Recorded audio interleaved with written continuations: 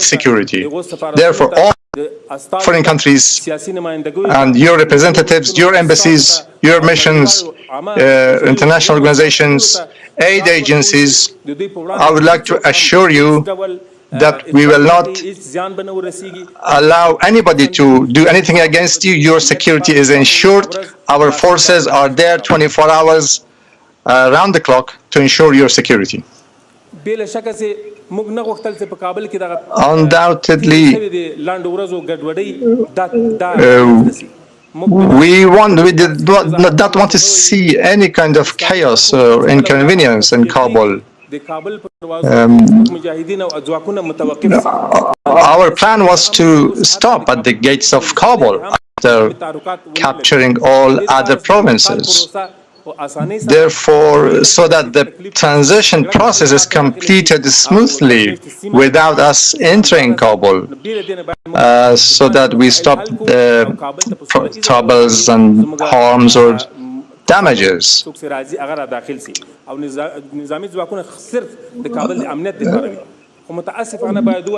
But unfortunately, the previous government was so incompetent, and as a result of their actions, their security forces could not do anything to ensure security, and we had to do something. We had to take the responsibility. So that was the reason. The abusers and the rioters, they wanted to abuse the name of the Islamic Emirate to enter houses or to harass the people or to steal. So therefore we instructed our forces to enter Kabul to ensure this, to stop all this and to ensure security. So we had to do this, to enter Kabul to stop those criminals and abusers, so that we ensure the safety and security of the people and the residents of Kabul. Therefore, the residents are assured that your security is guaranteed. In the same way, when it comes to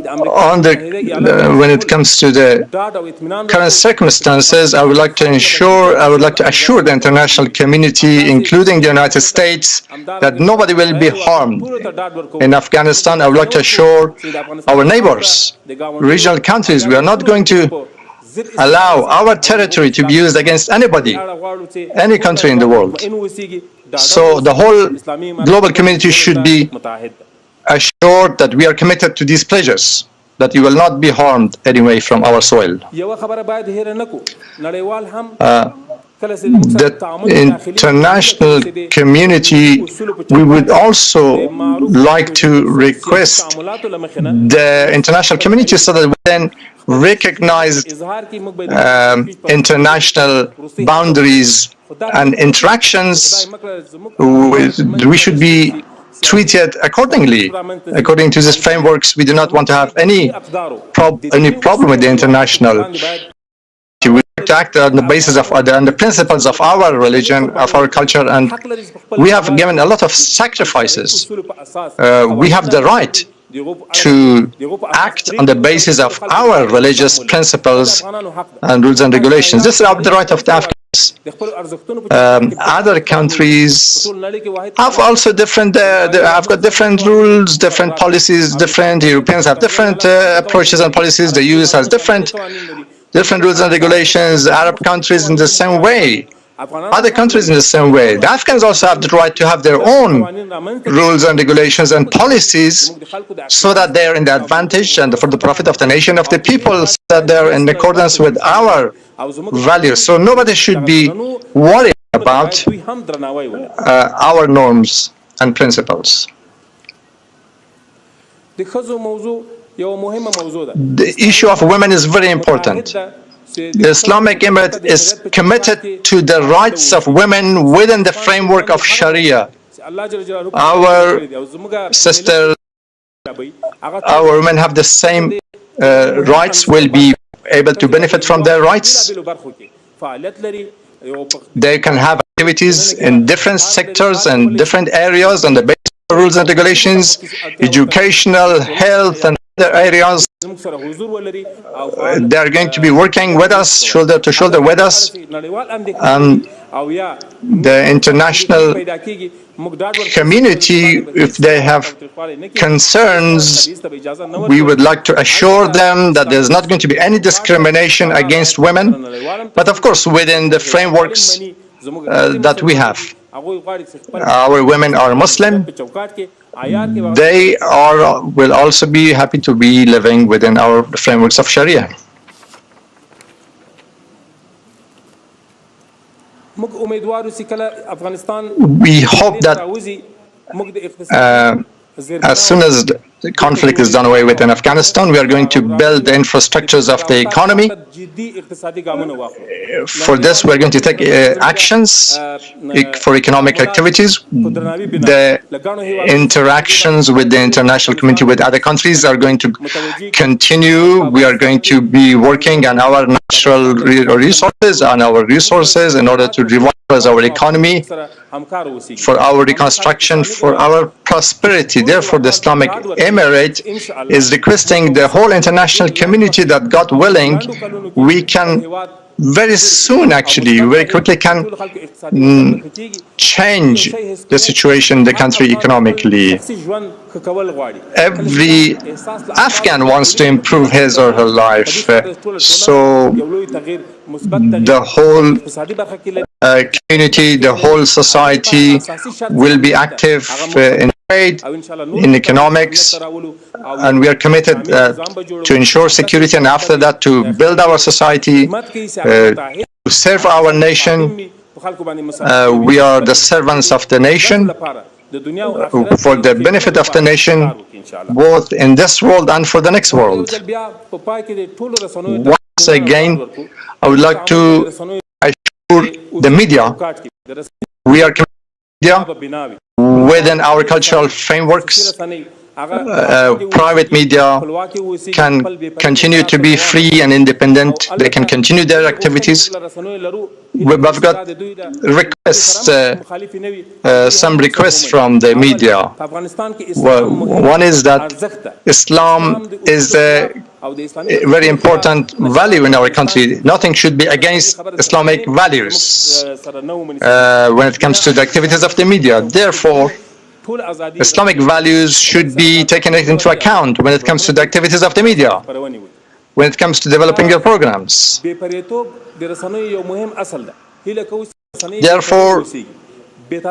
the media should be independent, should be impartial. Impartiality of the media is very important.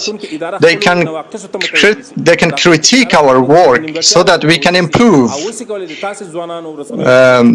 So you, young in the media, should also pay attention to the shortcomings so that we can serve the nation in a better way, and you should also work accordingly. The same way, it's very important that the Afghans are giving a lot of importance to their national values. National unity, national consensus. The media should not work against this national values, against national unity. When it comes to ethnic differences, religious differences, and hostilities, they should not be actually promoted by the media. They should work, on the contrary, for the unity of the nation. To have peaceful, brotherly living together. Once again, I would like to express my gratitude to all of you for participating in our press conference. So the names are going to be read out. I'm here to serve you. We're going to have more press conferences. So today we have maybe less time than the future. I just came from a trip. I just wanted to make sure you're not going to wait for me.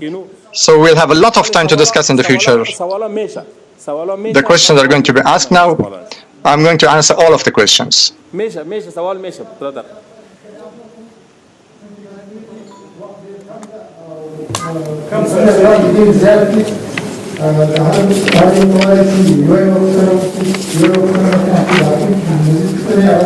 Unfortunately, I can't hear the other gentleman at the podium. The first question from Al Jazeera. Everybody will have a chance to ask question. Al Jazeera. I want to talk to you about women's rights and girls' rights. Charlotte Phyllis from Al Jazeera. I can't hear her. That girls can still go to school. What assurance can you give to women and girls that their rights will be protected?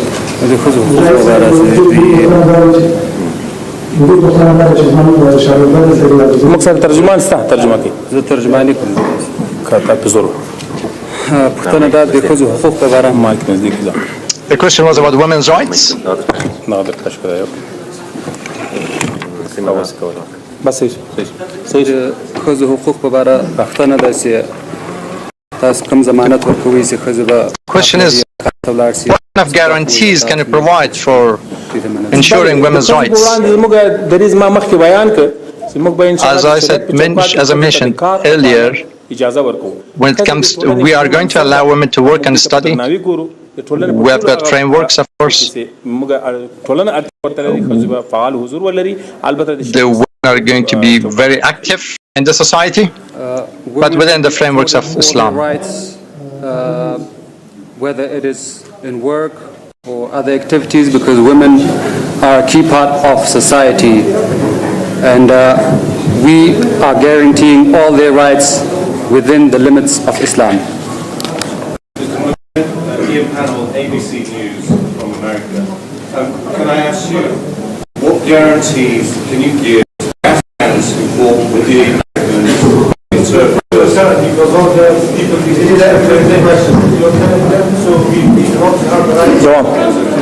What guarantees will you give to the Afghans who are now hiding at home, who want to leave the country, who the Americans will transport to the airport? What guarantees? Sorry. One. This is very important. This is a man who's being held hostage by the Taliban. His name is Mahmoud Frerix, and on behalf of his parents, they've asked me to ask you whether you will now commit to release him.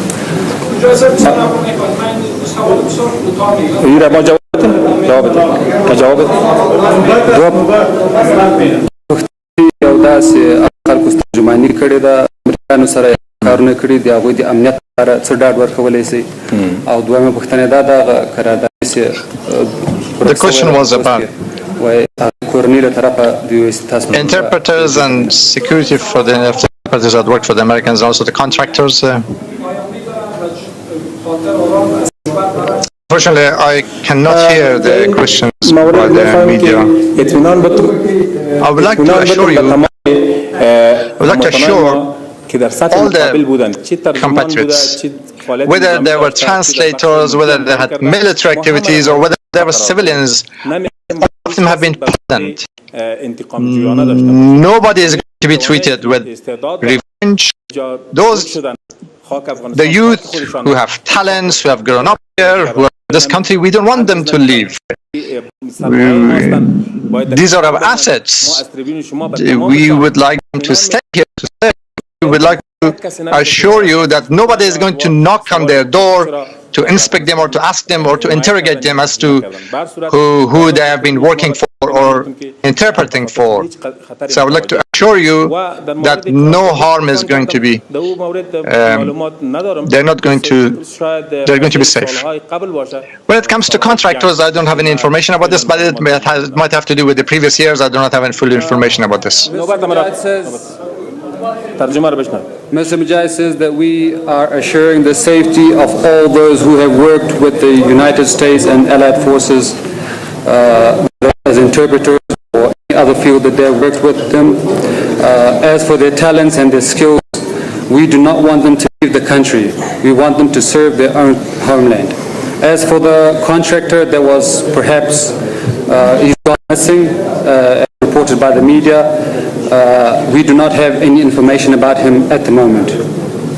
تاسو نوبت سره خبريال نوم واخلئ مهرباني بله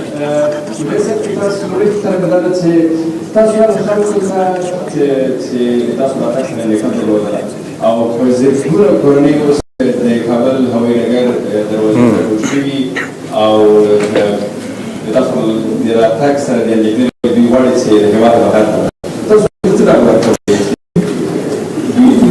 بله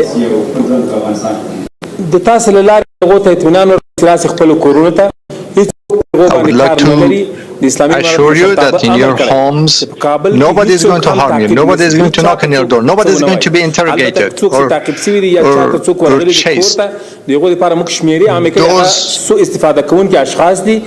Those who have knocked on people's doors to inspect their houses, they had been abusers, they are going to be chased and investigated. So,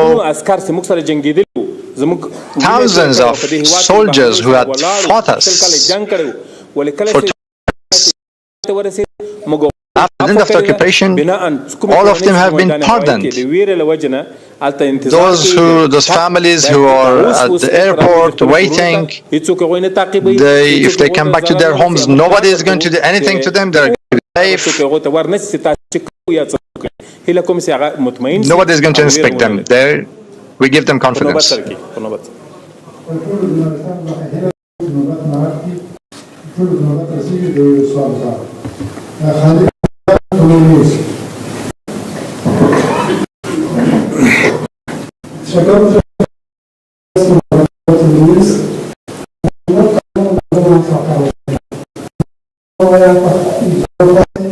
Again, I can't hear the question.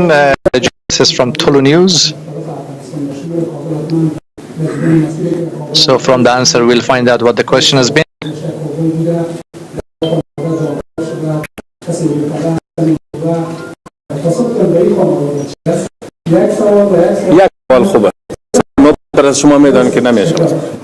If you can ask just one question.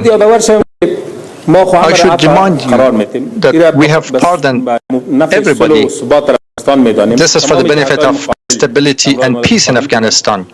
All factions who have fought us from A to Z are then not going to be revenged. And God forbid, we haven't done anything against anybody. If during the war and conflict somebody has been harmed, then this is one of the side effects of conflict. For 20 years, a huge occupying force was defeated. Then it was impossible for us to free the country, to emancipate the country without injuries, without harms, without being hurt. You know that people have even suicide, like wittingly. If somebody that, if as a result of these activities, these are of course understandable. They are effects of war. But I would like to assure you, guarantee that harm inflicted on the nation has been intentional. There have been the side effects of war. There have been technical problems and other unfortunate effects and incidents. Next question.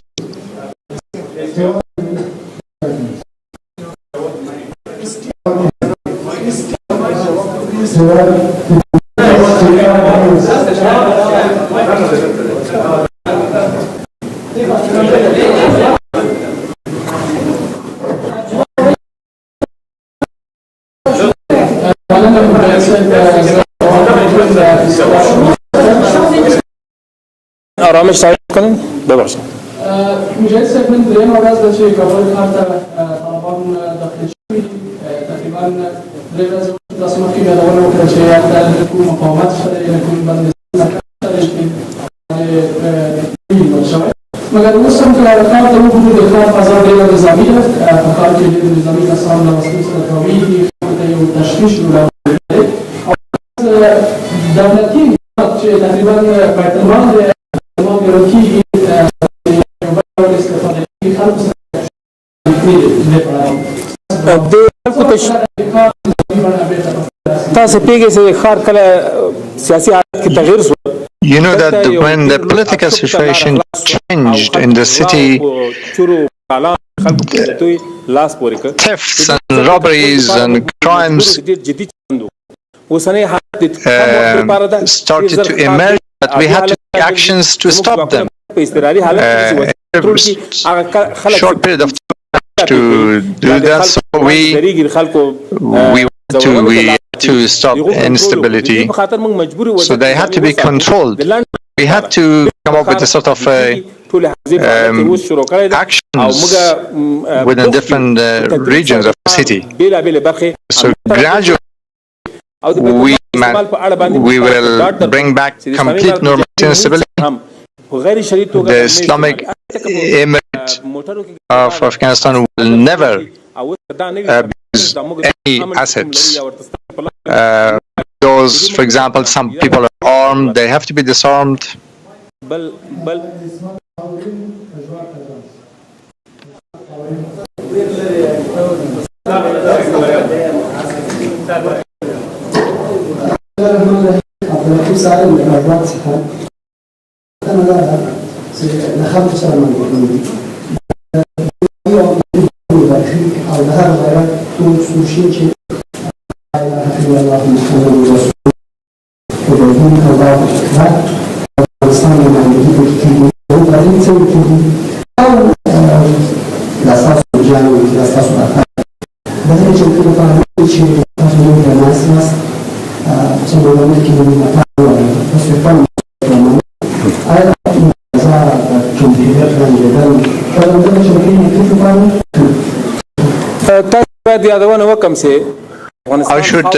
You should be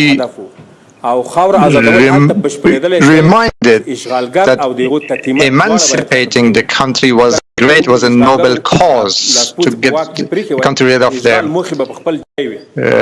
we could get rid of the occupiers, without which we could not form our government. So negotiations were taking place for 18 months. We had a strong team in Qatar. But then it was sabotaged. Some warmongers sabotaged. They had actually, this previous government actually announced a 6-month plan for war against us. So for another 6 months, we were going to witness killings of our children, of compatriots. Our struggle for an Islamic government.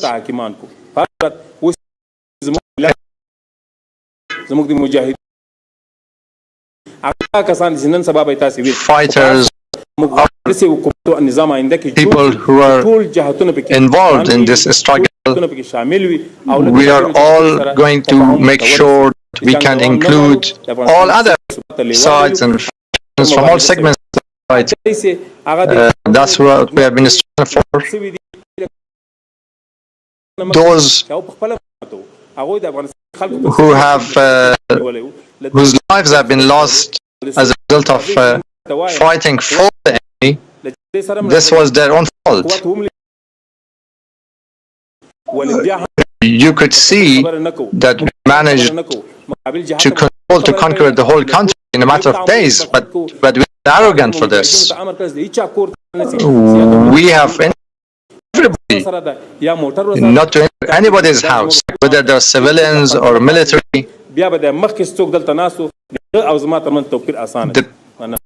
There's a huge difference between us and the previous government.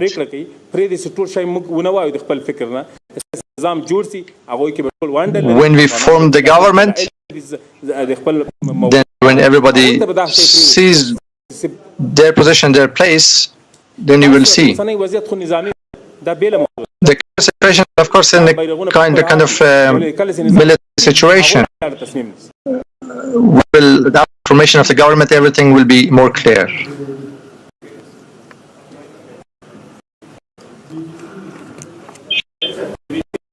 زبيدي سوال خود زيدي سب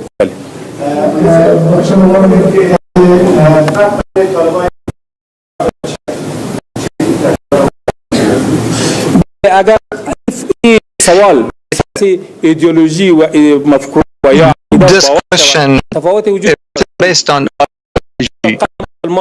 امی بچه‌ها و اولادان value systems. Our nation is a Muslim nation, whether it was 20 years or whether it was now. And maturity and vision, of course, there's a huge difference between us in comparison to years ago. تفاوت مثبت خواهد داشت. It will be different. We're going to take this as